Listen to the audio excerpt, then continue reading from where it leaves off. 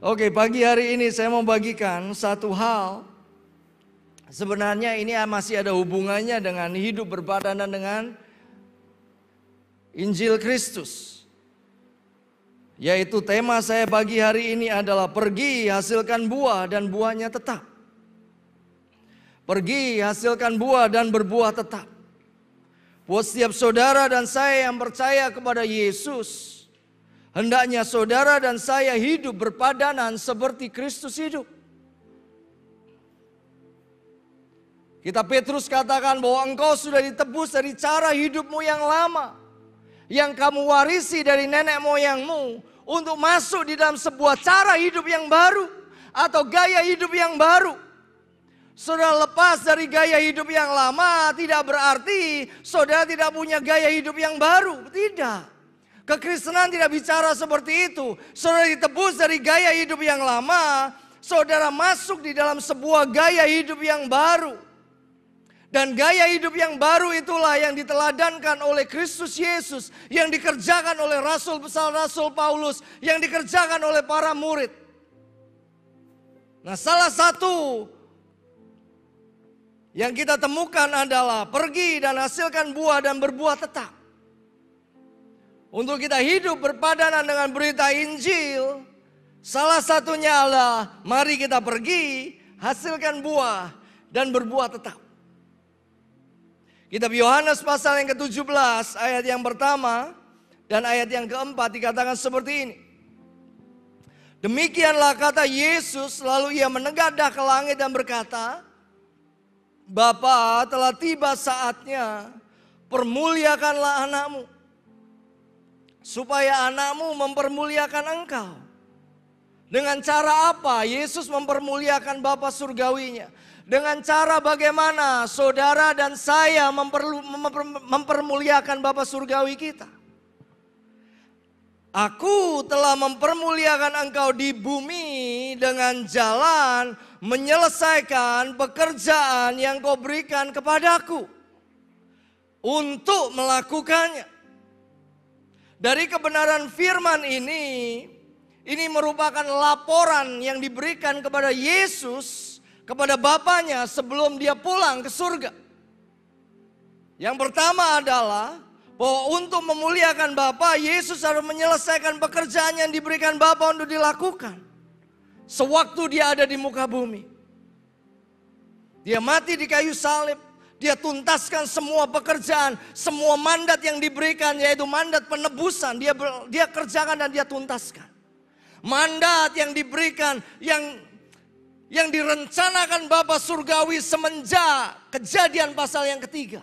Detik di mana manusia jatuh di dalam dosa, mandat itu muncul. Dan mandat itu dikerjakan oleh Yesus. Tapi di muka bumi Yesus juga memberikan teladan buat kita. Untuk apa? Untuk menjadikan semua bangsa murid. Yang kedua, dari kebenaran itu berarti ada pekerjaan yang harus ia selesaikan. Katakan pekerjaan. Katakan yang kedua, pekerjaan orang percaya. Lalu kalau begitu pekerjaannya apa, Kak? Mari kita lihat. Yohanes pasal yang ke-15. Ayat 16. Bukan kamu yang memilih aku, tetapi akulah yang memilih kamu. Aku telah menetapkan kamu supaya kamu pergi dan menghasilkan buah. Dan buahmu itu tetap. Supaya apa yang kamu minta kepada Bapa di dalam namaku diberikannya kepadamu. Saya akan baca di kitab Yohanes pasal yang ke-15 ayat yang kedua.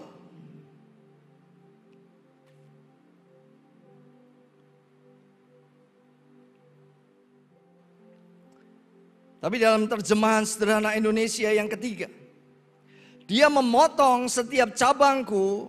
Artinya memotong di sini adalah kalau saudara mesti punya gambaran pohon anggur. Pohon anggur itu merambat, betul ya? Saya bukan farmer, ya kan? Ya, tapi setahu saya pohon anggur itu merambat. Nah, pohon anggur kalau merambat dia tidak akan pernah bisa menghasilkan buah. Tidak bisa menghasilkan buah. Karena itu kalau dalam terjemahan yang lain dikatakan Yesus dia tidak memotong, tetapi dia mengangkat dari anggur, pohon anggur itu supaya tidak menempel di tanah. Tujuannya adalah supaya dia bisa berbuah. Itu kan luar biasa. Dia memotong setiap cabangku yang tidak menghasilkan buah. Ada keterangannya di situ.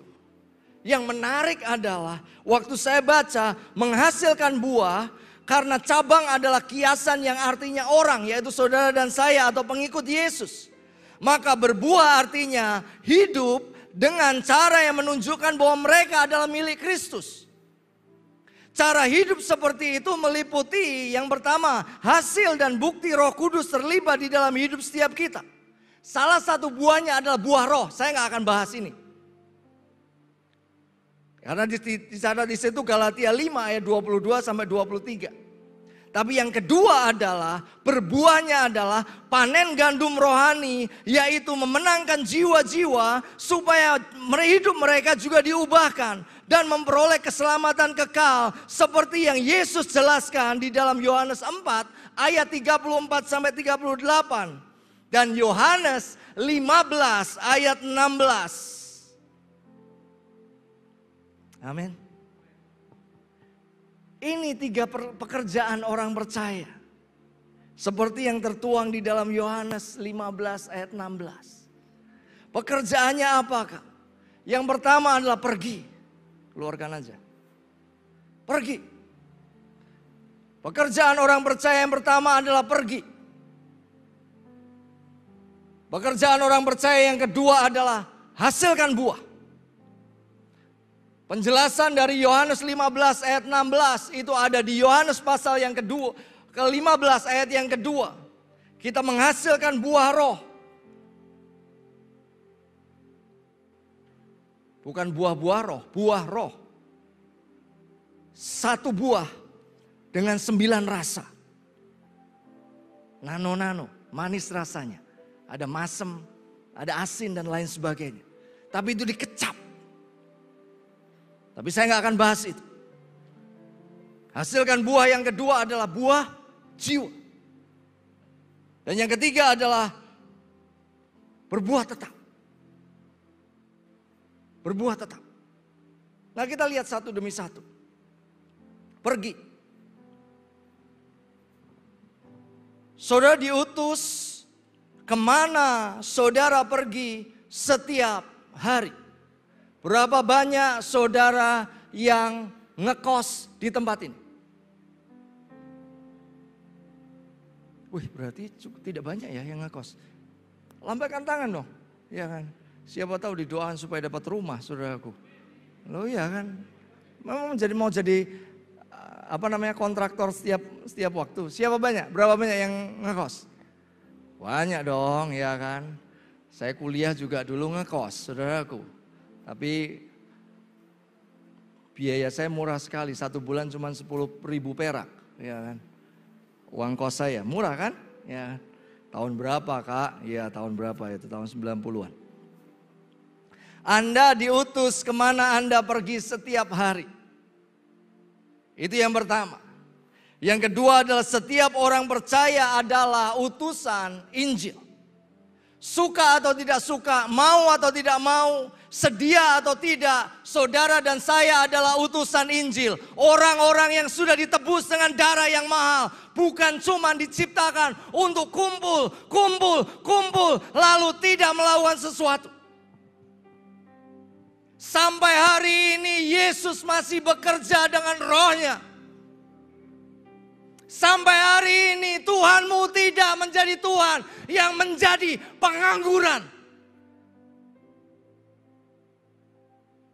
Izinkan hidup setiap saudara menjadi alat yang luar biasa. Kak, saya nggak bisa ngomong. Biarkan roh Tuhan yang ada di dalam hidupmu itu yang ngomong kepada teman-temanmu. Dan hidup saudara dan saya dikecap kebaikan Tuhan yang ada di dalam hidup setiap kita. Amin. Saudara, kita ini utusan Injil. Buat setiap saudara yang kuliah, saudara mesti mengerti. Bukan cuma untuk mendapatkan gelar saudara kuliah. Mudah buat Tuhan untuk memberikan saudara gelar. Tapi ada sebuah mandat yang besar yang Tuhan berikan buat setiap saudara. Yaitu mandat untuk membangun kerajaan Allah di UGM. Teman-teman UGM, saudara memang di kampus pertama ternama di Indonesia. Tapi saudara kuliah bukan cuma untuk mendapatkan gelar. Kalau cuma mendapatkan gelar, apa bedanya dengan orang-orang yang di luar sana yang tidak percaya dengan Yesus? Saudara dan saya kuliah untuk apa? Untuk menghasilkan buah di sana. Karena itu Tuhan tempatkan di situ. Tuhan tetapkan saudara ada di situ. Ivon ada di UKRIM. Bukan sekedar menjadi presiden, ini presiden loh saudaraku. Sebuah tindakan iman yang luar biasa. Ya kan, I prophesy to you. Ya kan, kamu akan menjadi orang yang terus akan ada di atas. Betul. Apa yang kamu lakukan itu akan menjadi sebuah tindakan iman yang luar biasa. Dan itu kesempatan buat kamu menjadi saksi Kristus. Untuk alasan itulah Yesus mati buat saudara dan saya. Jangan menjadi orang Kristen, anak-anak muda Kristen, pemuda remaja gereja yang egois. Emang gua pikirin Kak? Lu harus dipikirin. Emang harus dipikirin. Gimana caranya kita kalahkan keegoisan kita? Layani jiwa-jiwa. Keluar dari rasa malas kita, keluar dari kamar.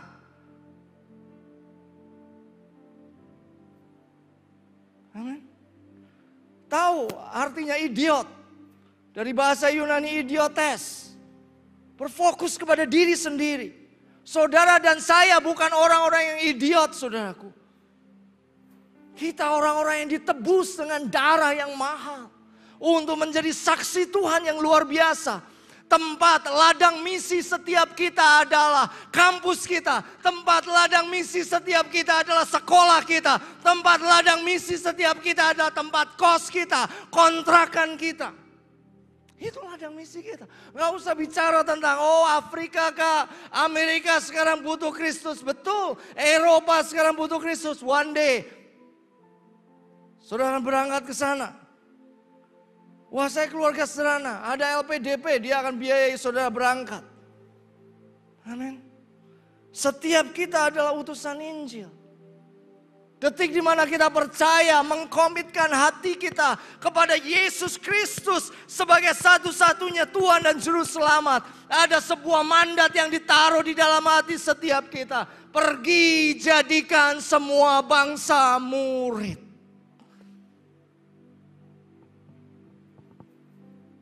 Kemana saudara dan saya pergi? Kemana biasanya saudara pergi setiap hari?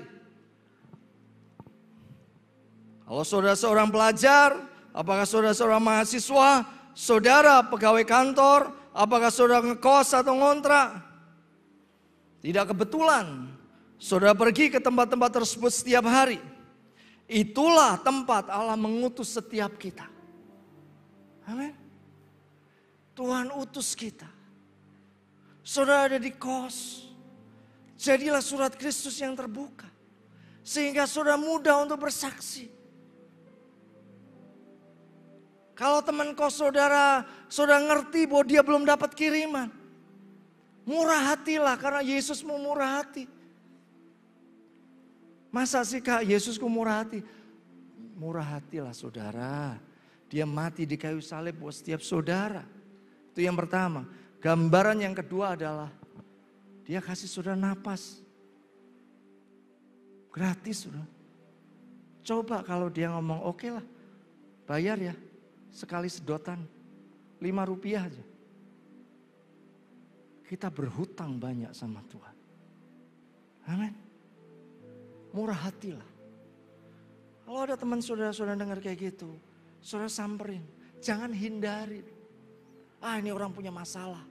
Loh, untuk alasan itulah Yesus datang lewat Samaria. Walaupun dia tahu konsekuensinya lewat Samaria lebih jauh.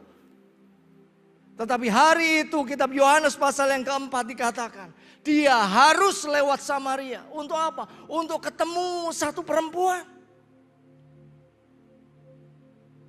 Untuk ketemu satu wanita. Wanita yang ditolak. Ya, wanita yang ditolak, wanita yang sebenarnya sudah tidak layak lah. Punya suami banyak sekali. Dia punya suami seperti gonta-ganti baju. Tapi Yesus mau tuh layani personal tuh.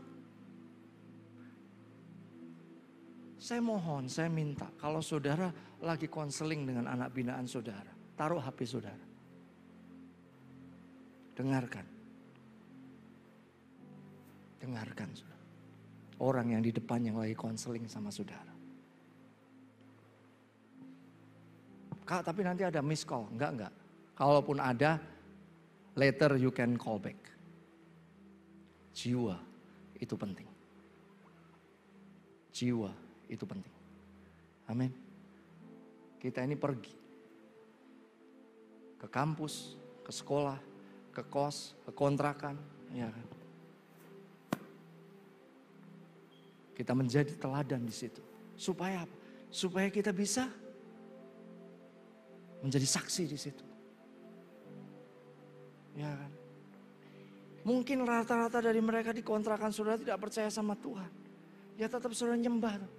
Tetap saudara setel dong lagu-lagu rohani. Jangan ikut-ikutan. Bagaimana mungkin saudara percaya sama Yesus, saudara ikut-ikutan.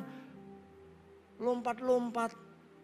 Nyanyikan lagu-lagu dunia yang tidak jelas. Oh ya saudara. Hidup berpadanan dengan Kristus itu kan itu. Hidup yang bisa dilihat. Surat Kristus yang terbuka. Saudara mungkin punya pasangan dan saudara ngontrak. Saya berharap saudara punya standar. Kalau pasangan saudara, boleh gak aku ke kamar? Enggak, jangan. Kenapa? Enggak, tidak baik. Kata nenek itu berbahaya. Itu aja. Teman saudara akan tanya saudaraku. Kok bisa hidupmu kayak gitu? Karena Yesus. Kalau saudara sama dengan dunia, lalu dunia mau berkaca kepada siapa saudaraku? Kalau omongan saudara sama dengan apa yang diomongkan oleh teman-teman saudara yang tidak percaya. Kalau tontonan saudara sama persis dengan apa yang ditonton oleh orang-orang yang tidak percaya. Kalau musik yang saudara dengarkan sama dengan orang-orang yang tidak percaya di luar sana. Lalu mereka mau berkaca kepada siapa? Bukankah kitab Roma dikatakan bahwa seluruh makhluk itu menanti anak-anak Allah dimuliakan. Siapa anak-anak Allah dimuliakan? Saudara dan saya. Amin. Itu ladang misi buat kita. Karena itu mari punyai, naikkan standar. Naikkan standar. Saya hari-hari ini gemas dan hari-hari ini sedih. Tadi pagi saya lihat aduh anak-anak remaja, aduh Tuhan. Saya komen itu di Kumparan, sampai saya komen. Saya ngomong Tuhan tolong, kenapa anak-anak remaja begitu kasar. Ada seorang ODGJ dibunuh oleh 4 anak di bawah usia 15 tahun. Diikat di pohon, disuruh minum air kencing. Selalu dipukul pakai kayu. Itu anak-anak remaja. Yang usia di bawah 17 tahun berdiri. Yang usia di bawah 17 tahun berdiri. Siapa yang usia di bawah 17 tahun? Nah, siapa lagi? Berdiri. Saya minta yang di bawah 17 tahun berdiri. Oke. Ini anak-anak Yes Gang ini pasti. Ya, anak-anak Yes Gang kan? Ya. Masih muda-muda. Oke. Renaya umur berapa? Hah? 16 dong, ya berdiri dong. Iya. Ada sebuah calling buat teman-teman yang pelajar bisa lihat ke sini. Ada sebuah calling buat kalian yang remaja-remaja. Saya dari kemarin hati saya itu hancur. Karena saya melihat bagaimana kekerasan itu muncul di kalangan remaja. Pembinanya juga berdiri deh. di belakang. Iya. Siapa yang akan berdiri buat mereka kalau bukan kalian? Mungkin kita katakan, Kak, saya masih muda. Iya, Tuhan tahu kok. Tapi 1 Timotius 4 ayat 12 jelas kok. Jangan katakan bahwa aku ini masih muda. Mari bertumbuh. Selamatkan, jangkau teman-temanmu. Doakan. Kalau engkau masuk ke sekolah ini udah pada lulus dan pada naik ke sekolah, naik ke kelas yang jenjang berikutnya. Taruh di dalam hati kita. Kalau engkau berangkat ke sekolah, doakan sekolahmu. Jangan kutuki sekolahmu saudara, dan saya tidak dipanggil untuk mengutuki sekolah saudara. Doakan. Jangan jadi remaja-remaja yang egois. Jadi remaja-remaja yang peduli. Doakan. Doakan. Ini generasi yang sedang akan dirusak betul oleh kuasa kegelapan. Pertaruhannya kayak gitu. Karena itu, ayo. Izinkan hidup kalian menjadi alat yang luar biasa. Amin. Masih muda, gak apa-apa.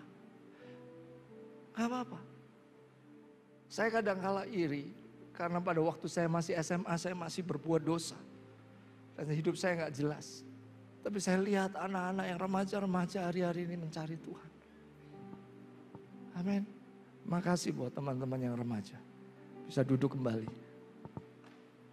Ayo. Jadi alat yang luar biasa.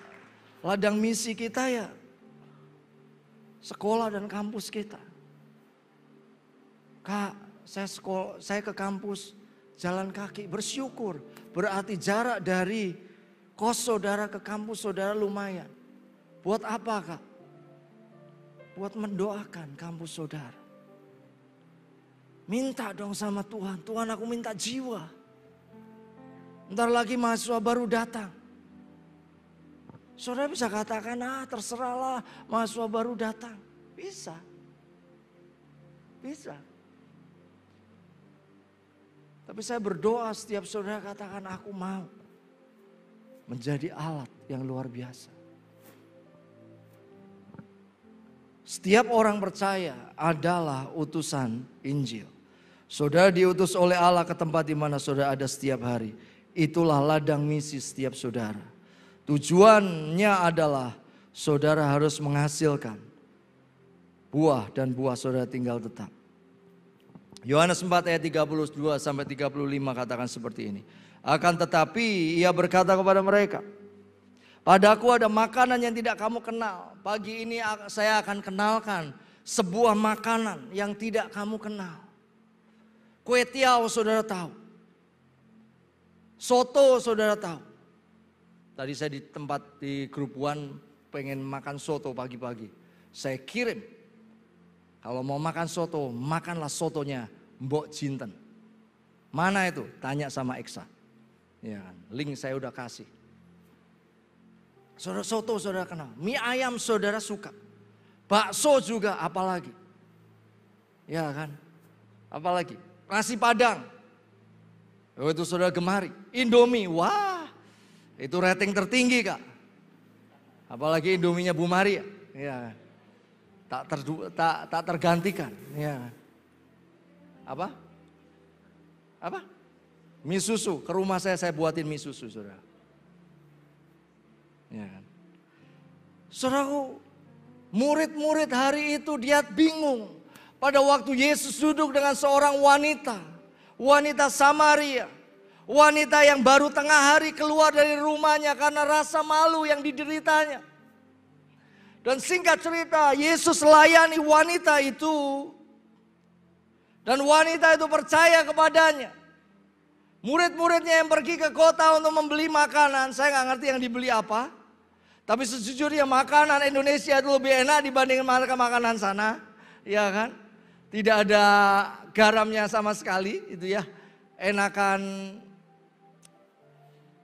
apa? Enakan lele bakar saya percaya. Ya, dibandingkan ayam Petrus.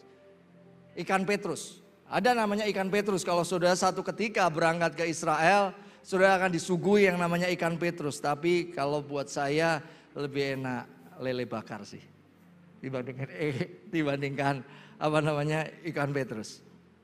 Nah, hari itu Yesus ngomong sama murid-muridnya seperti ini. Kata Yesus kepada mereka, makananku ialah melakukan kehendak Dia yang mengutus aku dan menyelesaikan pekerjaannya. Apa itu makanan yang dilakukan oleh Yesus? Bukankah kamu mengatakan 4 bulan lagi tibalah musim menuai? Tetapi aku berkata kepadamu, lihatlah sekeliling dan pandanglah ladang-ladang yang sudah menguning dan matang untuk dituai. Ini persis sama dengan yang disampaikan oleh Yohanes 15 ayat yang kedua di dalam terjemahan sederhana Indonesia yang ketiga. Kampus saudara sudah menguning, sekolah saudara sudah menguning. Dibutuhkan orang-orang muda yang katakan, aku mau pergi Tuhan. Katakan sama-sama dengan saya, aku mau pergi Tuhan. Aku mau pergi Tuhan. Ayo ngomong dong. 2, 3, aku mau pergi Tuhan. Ke kampusku. Menjadi alat Tuhan. Yang luar biasa. Amin. Yang kedua adalah hasilkan buah. Bukan cuma pergi. Pergi untuk apa? Untuk menghasilkan buah. Allah memberkati mereka, lalu Allah berfirman kepada mereka, beranak cuculah dan bertambah banyak. Penuhilah bumi dan taklukkanlah itu. Berkuasalah atas ikan-ikan di laut dan burung-burung di udara. Dan atas segala binatang yang merayap di bumi. Alkitab mengajar sebuah prinsip yang disebut dengan prinsip reproduksi. Teruskan aja, udah 2 slide itu.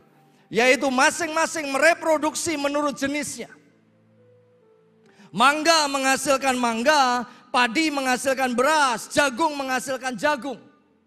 Ini berarti salah satu buah dari orang percaya adalah orang percaya baru.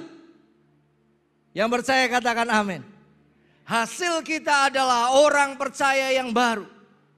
Orang percaya mesti menduplikasi dirinya menjadi orang percaya yang baru. Prinsip reproduksi yang diajarkan oleh Alkitab adalah orang percaya juga harus menghasilkan orang percaya baru. Ini berarti buah dari orang percaya adalah petobat yang dihasilkannya. Menjangkau jiwa-jiwa dan membawa mereka kepada Tuhan Yesus Kristus. Itulah berbuah. Kenapa kok berbuah itu penting kan? Karena bagi Tuhan jiwa-jiwa penting saudaraku. Yohanes 3 ayat 16 dikatakan seperti ini. Karena begitu besar kasih Allah akan dunia ini. Sehingga ia telah mengaruniakan anaknya yang tunggal. Supaya setiap orang yang percaya kepadanya tidak binasa melainkan beroleh hidup yang kekal. Tuhan rindu. Inilah kehendak Allah. 1, 2, 3, 4. 1 Timotius 2 ayat 3 sampai 4. Inilah kehendak Allah, yaitu semua orang itu diselamatkan. Tuhan rindu. Teman-teman kampusmu, teman-teman sekolahmu, orang-orang yang tidak percaya kepada Tuhan, kepada Yesus sebagai satu-satunya Tuhan dan Juru Selamat. Yesus juga mati buat mereka. Dan Tuhan rindu mereka tercantum di dalam kitab kehidupan, saudaraku. Amin. Bahkan di 1 Tesalonika pasal yang kedua ayat 19, itu Rasul Paulus menegaskan dengan luar biasa. 1 Tesalonika ayat 2, pasal 2 ayat yang ke-19, dikatakan seperti ini. Sebab siapakah pengharapan kami dan sukacita kami atau mahkota kemegahan kami di hadapan Yesus Kristus Tuhan kita. Pada waktu kedatangannya kalau bukan kamu.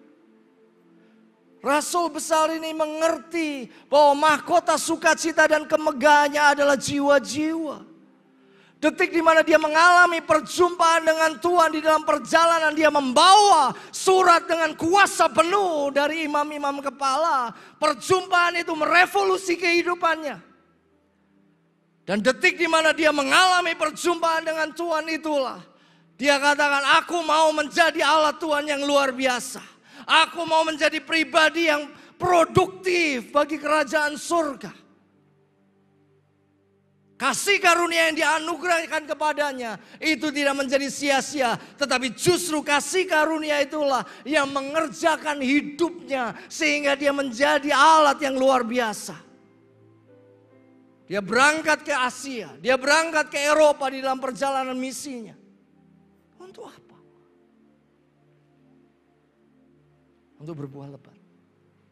Dan di kota-kota dia lahirkan orang-orang yang percaya kepada Yesus. Bagi Tuhan jiwa-jiwa itu penting. Anak binaan kita itu penting, saudara. Lalu kapan saya membangun hubungannya? Di waktunya, di usia yang tepat, saudara akan membangun hubungan, saudara. Tapi membangun hubungan itu dengan lawan jenis, itu kan tidak menyita seluruh waktu saudara. Ya kan? Pada waktu saya belum menikah, saya tetap melayani di mahasiswa. Kak Pauline tetap, dia menjadi koordinator dari pelajar. Dia naik motor bututnya berangkat ke Godean. Dia ajari anak binaannya, kamu tak jemput ya, besok lagi naik bus. Naik bus. Sekarang dia menjadi seorang gembala di NTB. Saudaraku, jiwa-jiwa itu penting. Mungkin kita katakan, Kak, ini jiwa-jiwa orang Jawa Timur katakan bencekno, Kak. Ngomong A, jawabnya B. Tapi sekalipun bencekno, ayo layani dia. Karena jiwa-jiwa penting. Amin. Amin. Yang ketiga, buah itu tinggal tetap. Gimana caranya buah itu tinggal tetap? Keluarkan aja itu. Klik sekali lagi. Nanti keluar atasnya. Ya. Muridkan dan gembalakan jiwa-jiwa.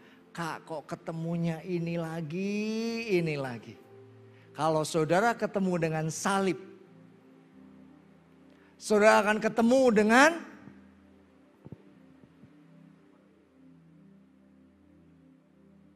ibarat salib ya. Yang paling panjang mana? Yang vertikal. Artinya hubungan saudara dengan Tuhan. Saudara mengalami penebusan sehingga saudara punya hubungan dengan Tuhan yang luar biasa. Tapi salib itu mesti seperti ini. Bukan seperti tiang sulangan satu. Kalau yang horizontal adalah layani jiwa-jiwa. Saudara nggak bisa, omit satu itu nggak bisa. Terima satu paket.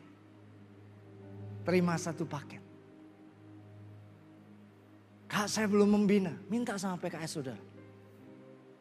Saya mau membina. Itu waktu-waktu yang menggairahkan saudara. Saudara gunakan motor saudara untuk kunjungan. Amin. Saudara gunakan motor saudara untuk jemputin teman-teman. Untuk apa? Untuk datang komsel. Satu-satunya cara supaya buah saudara tinggal tetap adalah dengan memelihara, dipelihara saudaraku. Petobat-petobat yang saudara hasilkan yaitu dengan memuridkan dan menggembalakan. 1 Petrus pasal yang kelima ayat yang kedua katakan seperti ini. Gembalakanlah kawanan domba Allah yang ada padamu. Jangan dengan paksa tetapi dengan sukarela sesuai dengan kehendak Allah. Dan jangan karena mau mencari keuntungan tetapi dengan pengabdian diri. Gembalakan anak-anak kita. Gembalakan jiwa-jiwa. Gembalakan anak-anak binaan kita. Kolose 1 ayat 27 sampai 29 katakan kepada mereka Allah mau memberitahukan betapa kaya dan mulianya rahasia itu di antara bangsa-bangsa lain. Yaitu Kristus ada di tengah-tengah kamu. Kristus yang adalah pengharapan akan kemuliaan. Lalu setelah Kristus ada di tengah-tengah kita, lalu apa yang dilakukan? Ini yang dikerjakan oleh Rasul Paulus. Kalau saudara lihat 2/3 dari kitab yang ditulis Paulus, dikompres, ini sarinya saudaraku. Dialah yang kami beritakan. Siapa yang kita beritakan? Yesus. Saudara dan saya mengalami Yesus. Yesus abide in you. Bagaimana mungkin ada pribadi Allah yang kita bisa panggil Bapa? Ada saudaraku. Itu hanya di dalam kekristenan.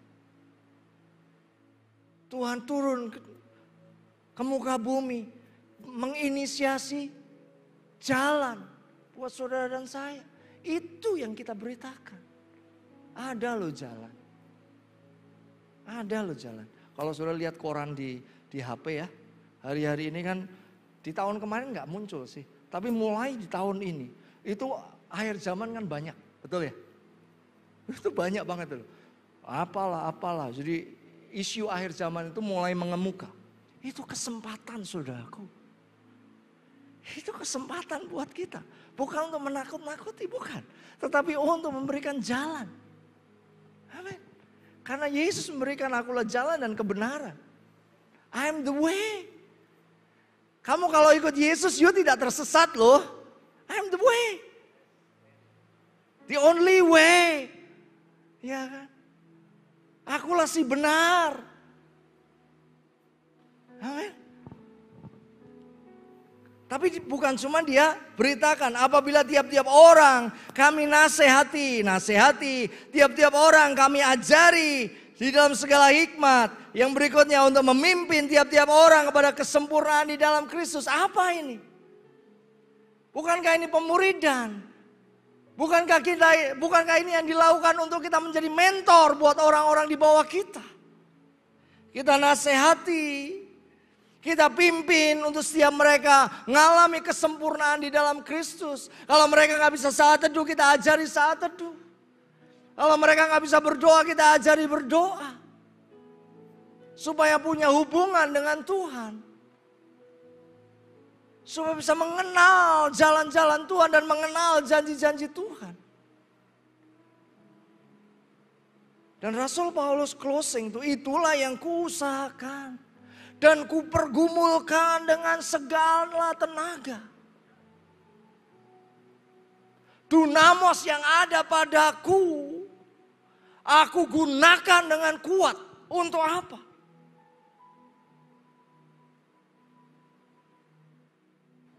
Untuk memberitakan Injil dan untuk apa? Untuk memuridkan. Makanya tidak heran Rasul Paulus dia punya orang-orang yang luar biasa. Timotius muda, Titus muda. Bahkan dia begging kepada Filemon kalau nggak salah ya. Di suratnya itu kepada satu orang Onesimus atau Onesiforus itu ya.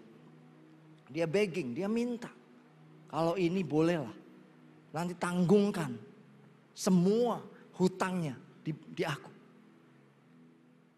Mari saudaraku, hasilkan buah.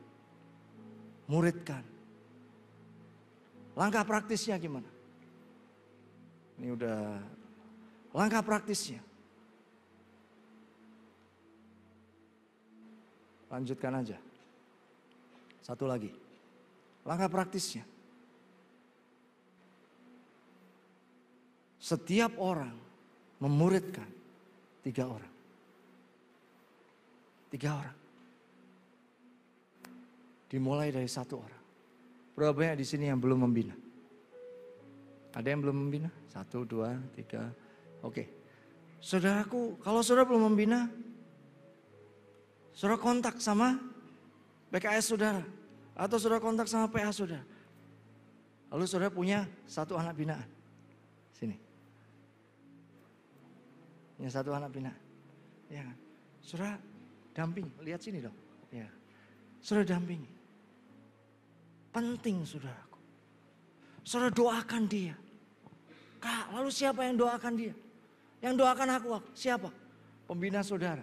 Buat para PKS, ingat ya, kalau pembina yang doain anak binaan berarti dia harus saya mendoakan ini. PKS, doain.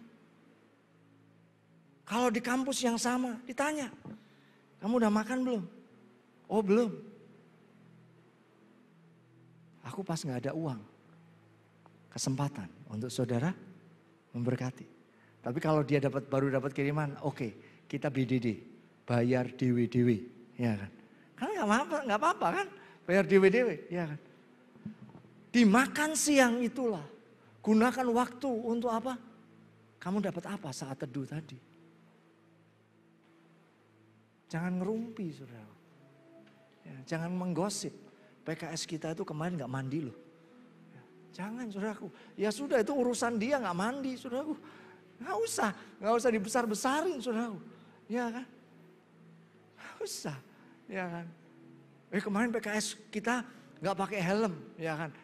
Apalagi kamu lulusan LBC, ya kan? Mesti apa? Mesti punya nurani. Oh jangan, kita jangan ngomongin orang lain, ya kan? Apa yang dibahas?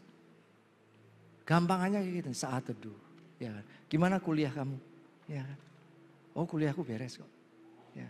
Lalu ditanyain, punya pergumulan tidak? Oh aku punya, ini papaku sedang hadapi seperti ini. Ya. Saudaraku, waktu makan saudara itu bermakna. Kamu siapa namanya? Willy, ya kan? Lalu pengen gak kamu bertumbuh? Pengen gak punya anak binaan? Pengen, nah Wesen ini. Ya. Wesen tarik aja. Ya. Ya. Nah, Willy membina Wesen. Ya kan sama sudah. Ya kan.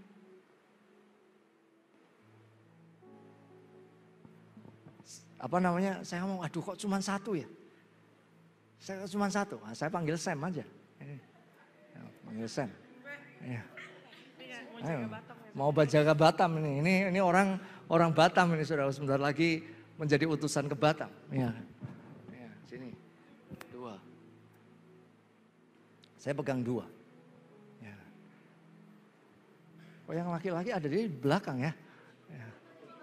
Kemarin yang gitarin aja lah, yang gitarin kita. Siapa? Kayak, oh bisa gitar juga ya? Ya.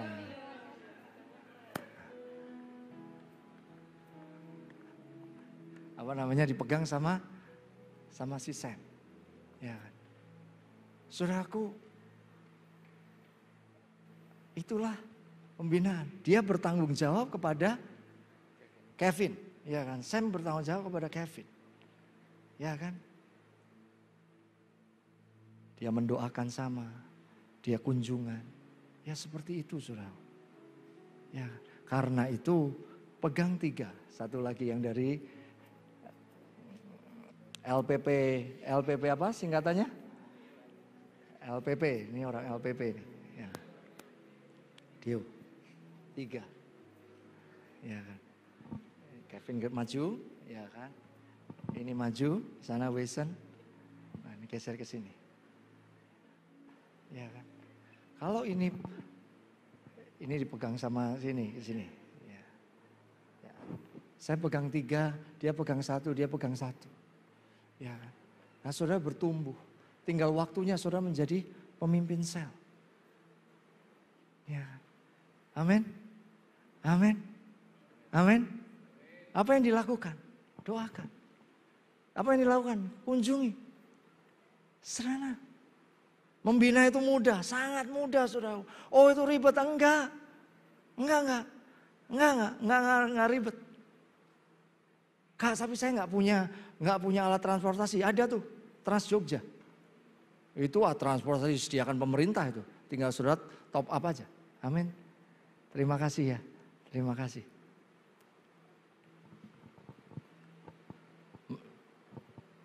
Setiap orang muridkan 3 orang.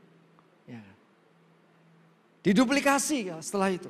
Makanya tadi si Sam pegang si Kevin. Ya, Willy pegang si Wesen. Karena setiap orang mesti menduplikasi dirinya. Supaya apa? Supaya setiap orang punya tanggung jawab, punya kesempatan untuk menggembalakan. Seperti siapa Kak kalau kita lakukan ini? Saya akan tutup dengan ini dan satu gambar. Ya kan? Lanjutkan itu. Markus 14 ayat 33 sampai 34. Dan ia membawa Petrus, Yakobus dan Yohanes sertanya. Ia sangat takut dan gentar, lalu katanya kepada mereka, hatiku sangat sedih seperti mau mati rasanya. Tinggallah di sini dan berjaga-jaga. Pola ini banyak sekali di dalam kitab Markus. Mulai dari Markus 5, Markus 9, Markus 9, Markus 13. Di tengah-tengah Yesus memuridkan 12 orang, tetap ada 3 orang yang paling dekat, yaitu Petrus, Yakobus dan Yohanes. Dia tahu 3,5 tahun bukan waktu yang lama. Itu waktu yang cepat. Karena itu dia mesti produktif di 3,5 tahun. Dia muridkan 3 orang itu. 2 orang akhirnya menjadi soko guru gereja mula-mula. Saudaraku, dia muridkan. Lihat gambarnya. Berikutnya. Bisa berikutnya, PowerPoint-nya. Nah, buka satu-satu. Itu, stop. Saudara memuridkan 3 orang. Saudara akan menjadi seorang pembina. Sesederhana itu. Gimana caranya Kak? 1, minta sama PKS saudara. Atau minta sama PA saudara. Atau saudara ajak teman kos saudara ke Komsel. Amin. Bina. Lanjutkan.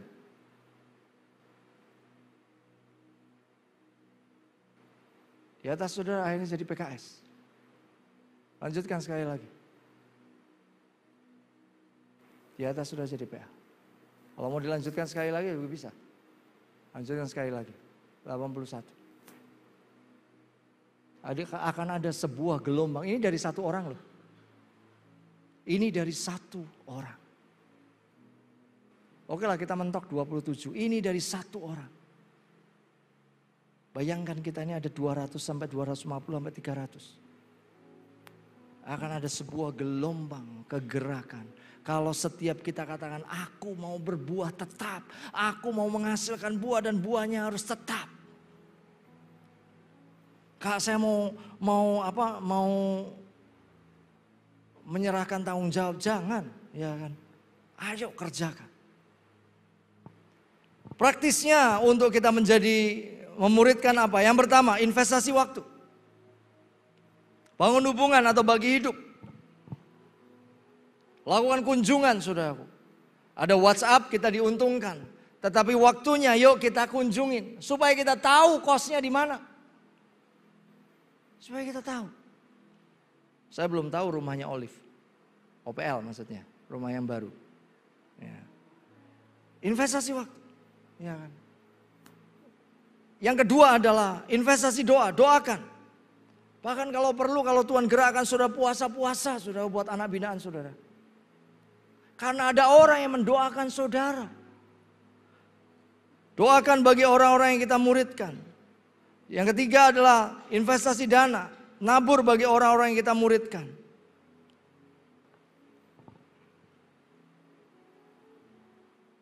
Yang keempat adalah ajak jiwa-jiwa ke komunitas sel. Kenapa saudara takut mengajak orang-orang datang ke Komsel? Ajak dong. Penginjilan komunitas sel itu penginjilan yang paling efektif. Karena itu penginjilan dengan keroyokan. Kok bisa keroyokan? Iya, karena yang jemput si A, yang nyiapin makanan si B, yang mimpin pujian si C, yang sharing firman si D, yang nganter si E. Yang nata tiker atau nata apapun si G dan siapa lagi itu ya. Nah orang-orang yang melayani ini, satu rombongan ini juga teman-teman Komsel itu ada satu orang yang ngajak jiwa baru mereka masuk ke dalam komunitas sel, dilayani sama-sama. Itulah penginjilan melalui yang namanya komunitas sel. Ya kan? Penginjilan yang salah satu penginjilan yang paling efektif dan fenomenal adalah melalui yang namanya komunitas sel. Di dalam komunitas aja. Dan yang terakhir adalah bangun kekuatan doa. Area-area bangun kekuatan doa. UGM doa lagi. UPN berdoa. Saya kemarin lihat Larry datang jam berapa? Mau ngapain Ler? Mau doa Kak. Atma Jaya berdoa lagi. Yes Geng, Kak Budi Prasmana berdoa lagi. Ukrim berdoa. USD berdoa. Bangun kesehatian. Minta jiwa-jiwa. Doakan komsel demi komsel. Doakan pemimpin sel demi pemimpin sel. Doakan anggota komsel demi anggota komsel. Doakan setiap mereka sehingga mereka mengalami kebangunan rohani. Dan ujungnya mereka menjadi pemenang jiwa yang luar biasa. Amin. Pergi, hasilkan buah. Dan buahnya tetap. 3 hal. Yang pertama apa? Yang kedua? Yang ketiga? Amin. Ngomong sama kanan kiri, kamu pergi, hasilkan buah dan buahmu tetap. Mari bangkit berdiri semuanya.